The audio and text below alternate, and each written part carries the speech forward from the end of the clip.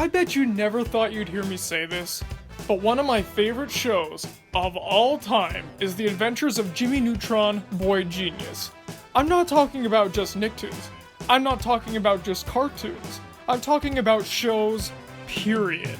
Jimmy Neutron is one of those special shows where you watch it as a kid and you say, oh, this is funny, but then when you go back as an adult, you get all the references and all the wordplay that you couldn't appreciate. Jimmy Neutron is the king of those shows.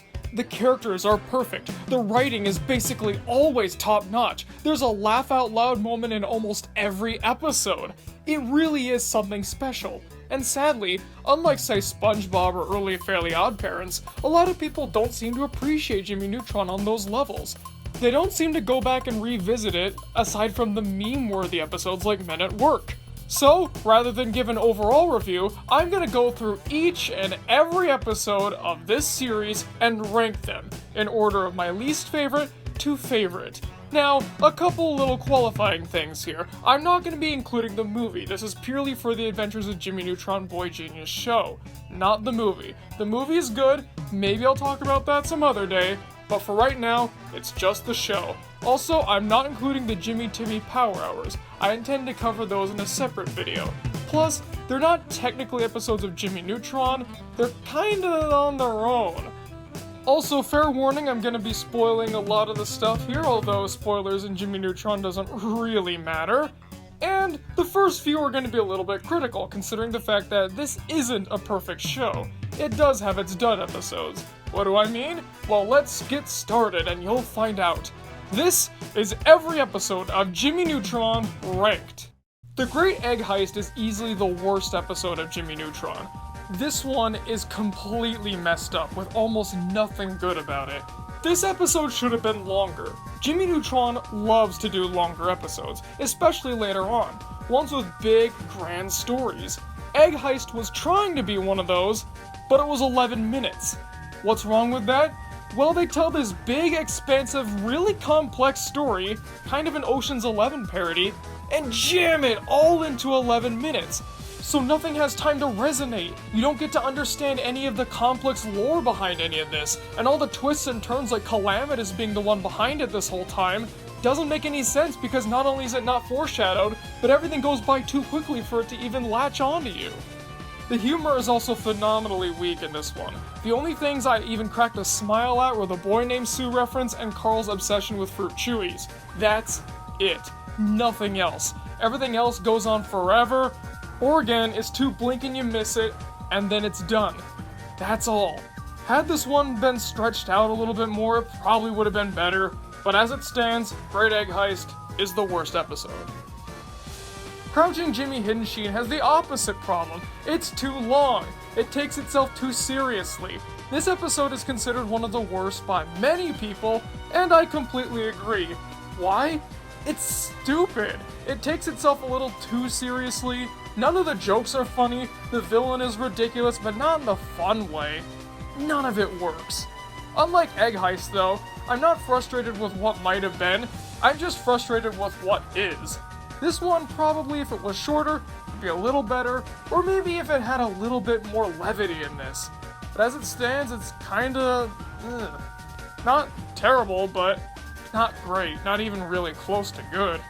What a disappointing way to end off the series. See, League of Villains was supposed to be the season finale until Nickelodeon decided, hey, we don't care about Jimmy Neutron anymore, let's air all the episodes out of order. It's clear this one was supposed to be the end because all the villains that Jimmy's faced before, with some exceptions, come together and try to vanquish Jimmy once and for all. That sounds like a great idea, right? Unfortunately, this episode doesn't act on that premise. First of all, we barely get to see these villains interact. All we really get is Beautiful, Gorgeous, and the Junkman, and anything else really is blink and you miss it, again, like Egg Heist. But that's not all. We get villains like Eustace Stritch, who not only I don't really like, but was implied to have turned good at the end of King of Mars, but we don't get people like Seymour, who actually probably would have made sense considering that he's probably still out to get Jimmy? Barely any of the villains get anything to do. Cousin Eddie only gets the gross diaper running gag, Grandma Taters gets 4 lines, King Goobot's reduced from a kind of intimidating, well thought out villain to a goofball. Calamitous is barely even there at all despite being the main villain of the show. The only one that really gets anything interesting is T from the Space Bandit team. And that's because he turns good. And admittedly, I did like that arc.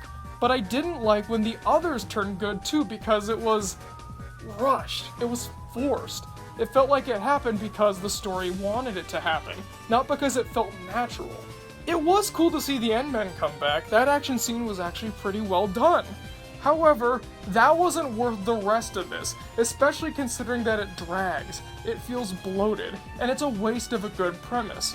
I had to think what one would get the 80 position, Crouching Jimmy, Hidden Sheen, or the League of Villains, but really, that last fight scene and the fact that, admittedly, they do have some nice continuity, propelled this one marginally above.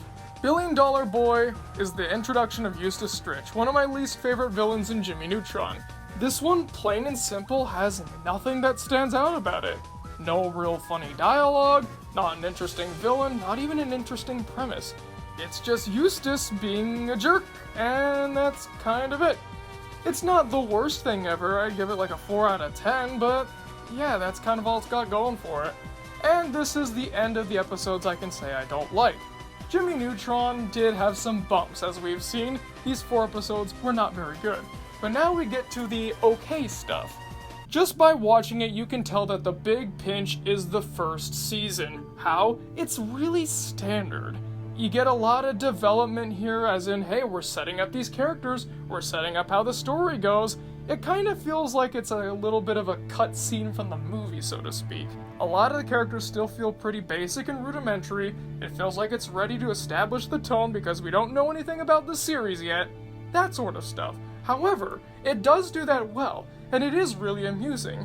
Albeit, not anything stand out. It's considered one of the more forgettable ones, and honestly I do agree, but it is worth a watch. Hull Monster is probably the most basic Jimmy Neutron episode. It's fine. That's all I can really say about it. Doesn't do anything better than the other episodes, but it doesn't do anything wrong either. The only really funny things are the gum joke about that maybe being considered a drug, or Hugh stopping by to remind Jimmy not to go crazy with power. And I guess the Eunice joke was pretty good too, but that's all. Pretty much everything else was kinda basic. Nothing bad, but SpongeBob did this premise way better. How to Sink a Sub is another one that's really standard, but what propels this one above Hull Monster is that this has pockets of good in it, but it doesn't open up the pockets and let it go to the rest of the episode. Hugh teaching the gym class, Mr. Weezer teaching hygiene, or Sheen's dad teaching woodshop, those were all really funny. However, the rest of the episode, like Hull Monster, is kinda there, with nothing else really stand out about it. And that's all I can really say about it, is it had some good starts, if only it could have executed them fully. Granny Baby is one of the weirder Jimmy Neutron episodes because it's all about gross out. Yeah, Jimmy Neutron has a little bit of gross out here and there, but very sparse.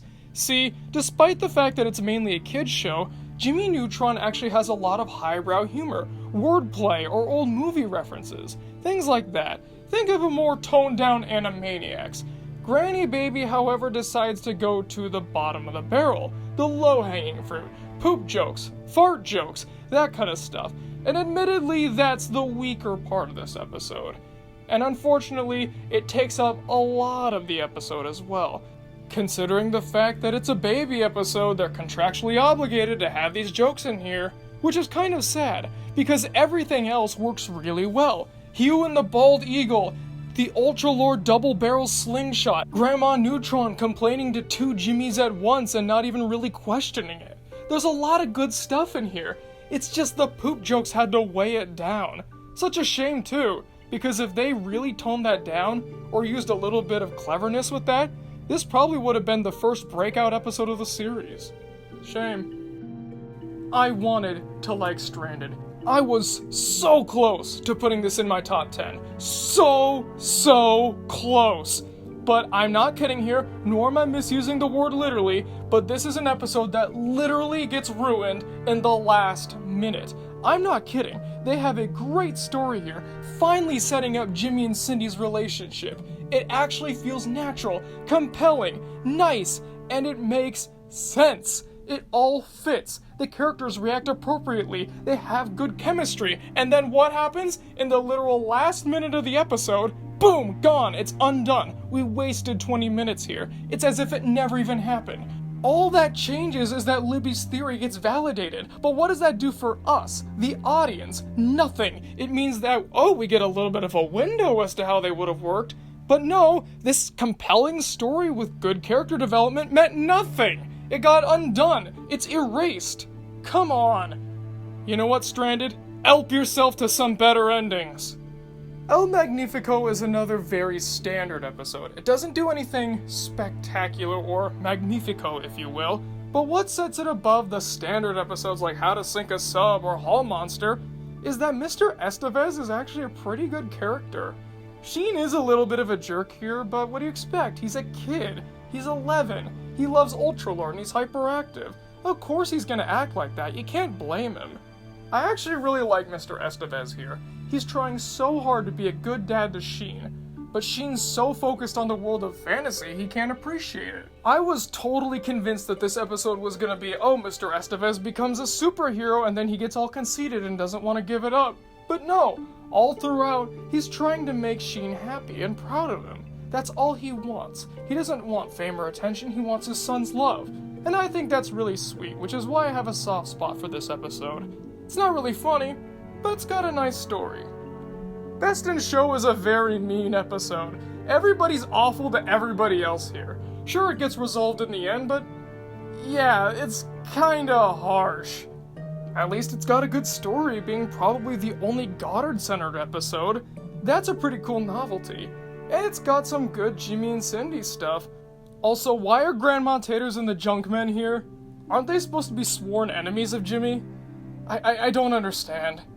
Substitute Creature was very close to being considered a standard episode for me. However, I really like Hugh's moments here. I like that Miss Fowl is kinda still thinking she's a teacher when she's a monster. I like her design. I like her delusions. This is one you kinda have to dig for some of the stuff to enjoy. But when you find it, it's worth it. And it's not like you have to stretch to find it either. You just gotta pay a little bit more attention. There's a lot of wordplay here, the characters are all on point, the action is fun, what's not to like?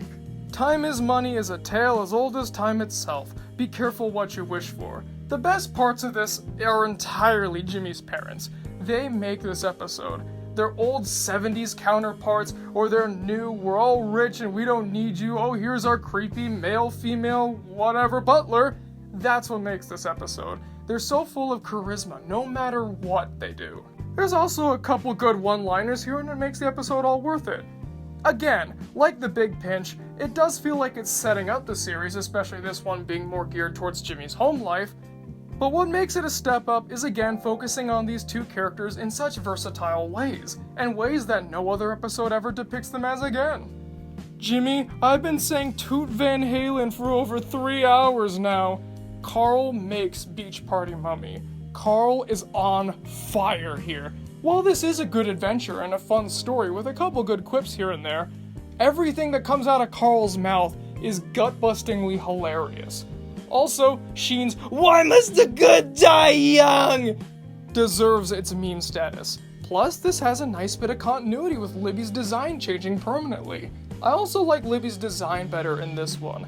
I don't know, something about it gives her a little bit more of a personality and makes her feel a little less generic. While I do think the mummy set piece at the end was a little too quickly resolved, I do like the foreshadowing and honestly a little coincidental Deus Ex Machina stuff going on with Libby being the queen. But the rest of the adventure was fun, so why not give it a pass? Some people are very divided on the Jet Fusion episodes. And personally, I understand why. They're very different than the rest of the episodes, and they got a different tone to them. Still, I find them pretty good. My Big Fat Spy Wedding is the sequel to Operation Rescue Jet Fusion. I think it's good. It's got a fun, cheesy song at the end, it's got some Jimmy and Cindy shipping stuff going on. Carl and Sheen are great as always. It's just that, again, they're different. It feels a little weird. They don't always feel like Jimmy Neutron. It more feels like a crossover between Jimmy Neutron and a show that doesn't exist. I don't know, is that just me? Still, I find it enjoyable enough. Not entirely worthy of the hate it gets. The trouble with clones is one that I honestly toyed with putting lower and higher. I don't know why they decided to bring Evil Jimmy back.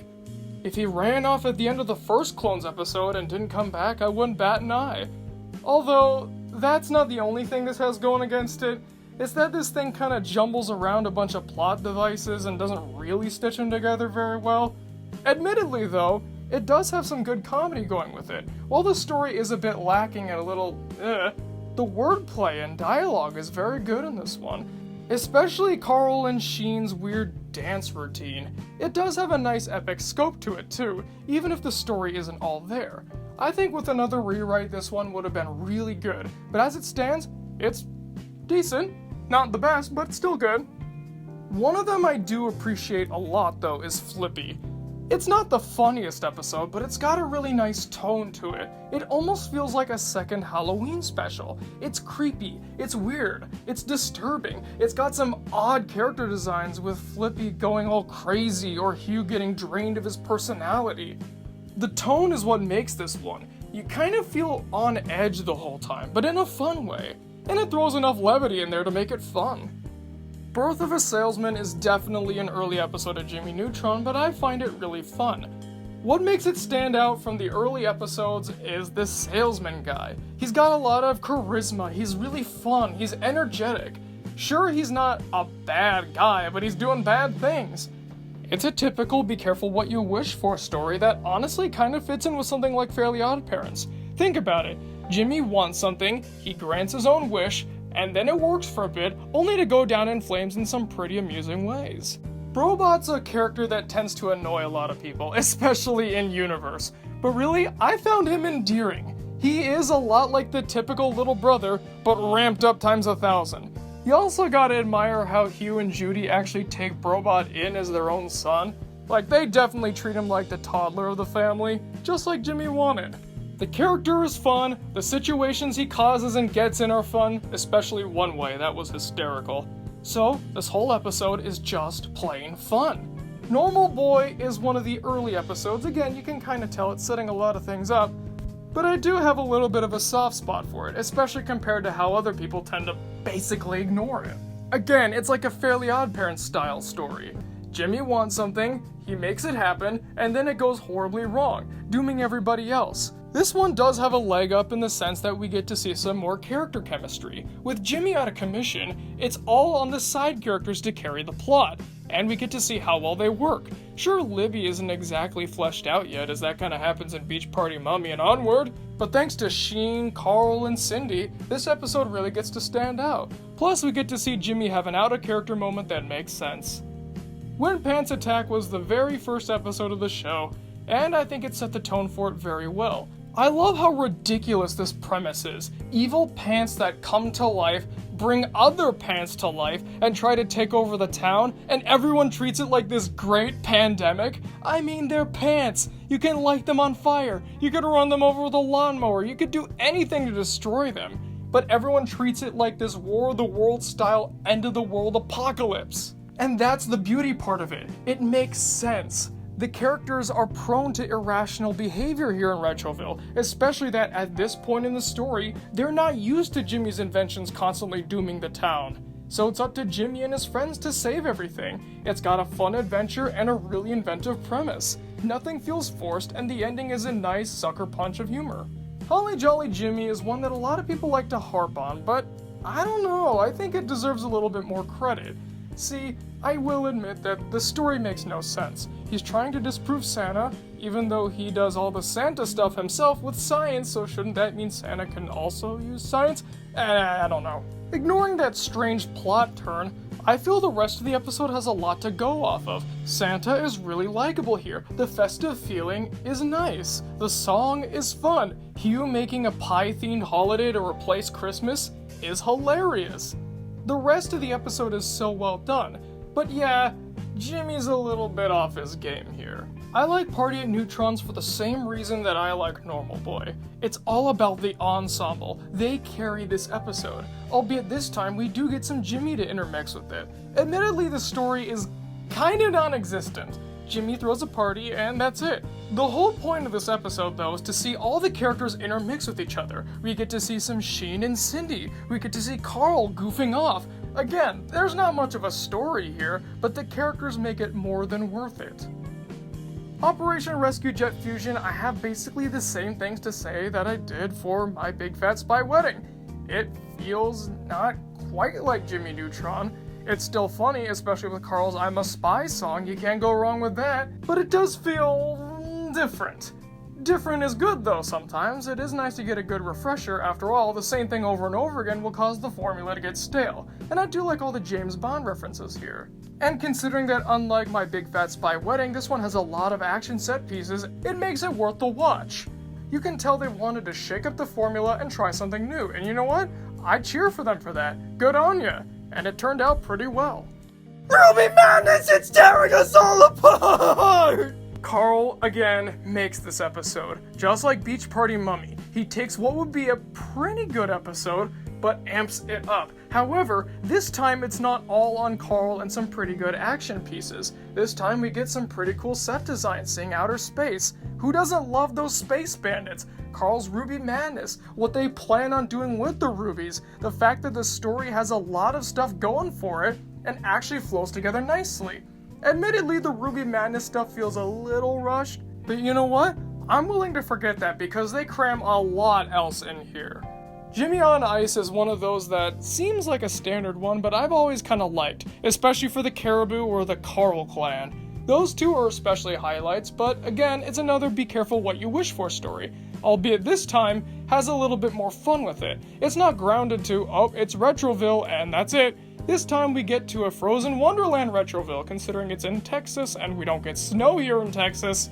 Yeah, it's gonna be something new and exciting. And then it devolves into a tundra, so it's a constantly changing landscape, which keeps the story on its toes. Who Framed Jimmy Neutron has an awful story. This is a terrible mystery.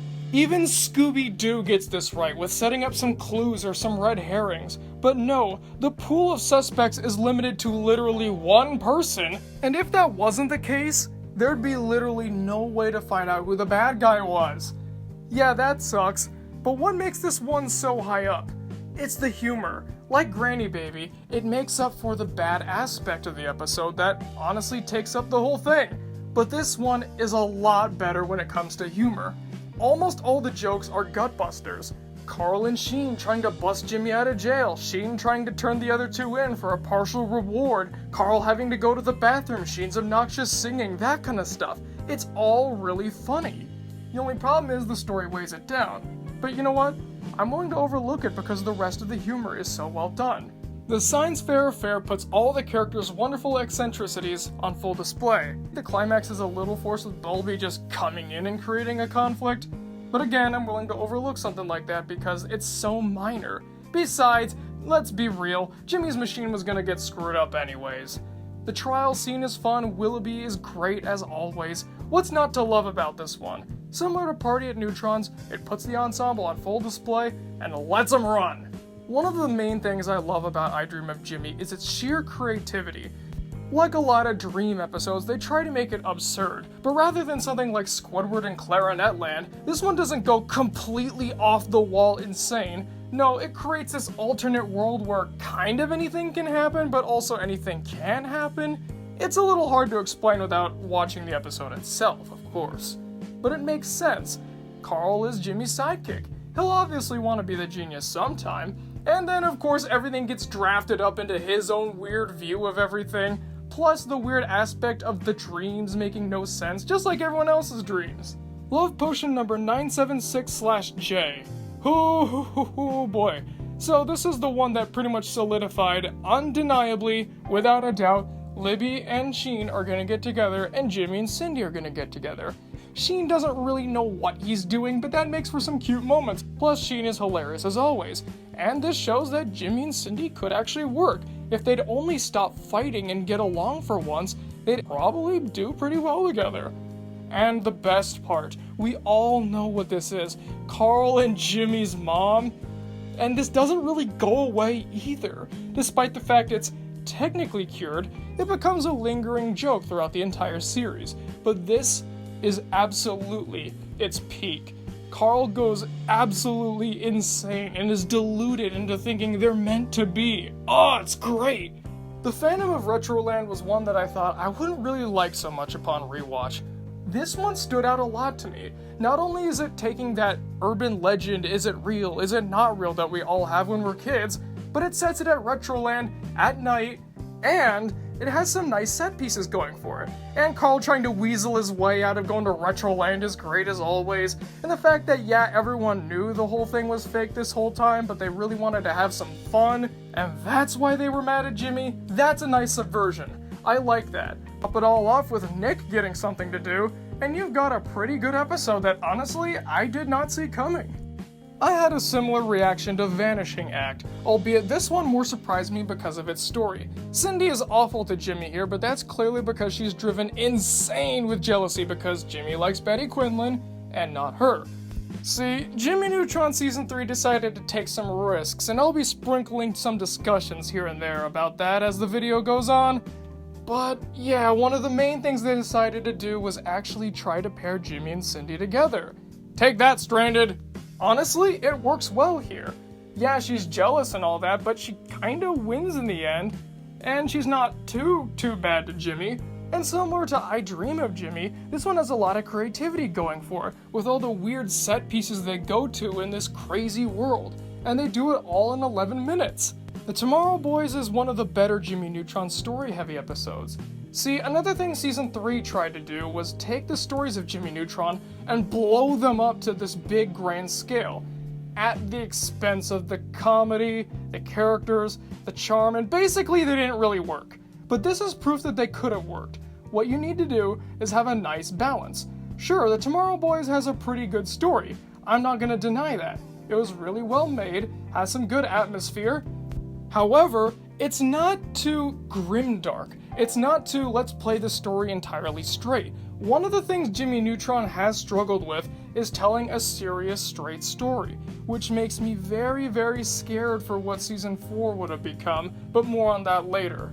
The Tomorrow Boys is one of the standout examples that this could have worked. Unlike, say, Crouching Jimmy, Hidden Sheen, this episode keeps the story going, it's not overly ridiculous, doesn't take itself too seriously, and is actually funny. Now, this is one of the few times where the story-centered episodes actually do pay off. It does have some good jokes in here. The toga, toga, toga, that's always great. Plus, Hugh trying to fill the Jimmy-shaped hole in his heart with his flea circus, that's great. But one of the things I do like about this is that Jimmy for once gets taken down a peg. See, another thing that makes those story episodes in Season 3 tend to not really work as well is because it either feels out of the show's element or it feels like something we've retread before. However, this is a concept that I wanted to see from day one. Jimmy getting paired up with a bunch of other geniuses and realizing he's not entirely all too special, even if he is young. This episode also has a good villain, Seymour. He's very different from the other villains we've seen in Jimmy Neutron. Rather than being big, bad, evil with a comedic twist, he's actually pretty devious. Seems not threatening, but is probably one of the nastier ones because he's fine with letting people die if he can steal Jimmy's work and take it as his own. And get Jimmy out, of course. Additionally, he also tries to befriend Jimmy, getting his trust, making sure Jimmy never suspects him. I like that touch, and that makes me all the more upset that he didn't come back for League of Villains. Sure, he's not this big diabolical villain, but he basically tried to ruin someone's life here and almost kill people with his molecules. I think he's Villain League material. Hey, do you like fish snackums?